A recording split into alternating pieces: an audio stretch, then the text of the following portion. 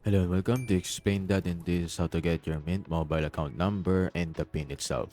So this is going to be a lot of confidential number and actually information, so we cannot disclose any of that in YouTube. So the easiest thing is to actually go to my.mintmobile.com and chat with the support box in the right hand corner and just do the prompts with the get mobile or the Mint mobile account number. Just do once at a time, since as you can see when I said this, it would not register to the AI bot first. So you gotta do it first into a singular one. You just type on the prompts needed and fill out the information that's going to be asked to you by the customer service at that point in time.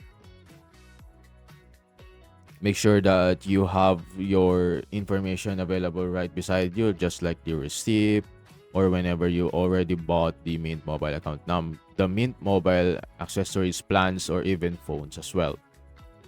As you can see, when I tried doing it a couple of times, it should give you an error, so you gotta type on the account number only and it will redirect you to this one. So just type on the to port in. Into port in, it will register your new account number, so you got to fill out your account. But usually it's already provided there by the customer whenever you have already accessed your premium plan or any other plan that you have. And that should be it.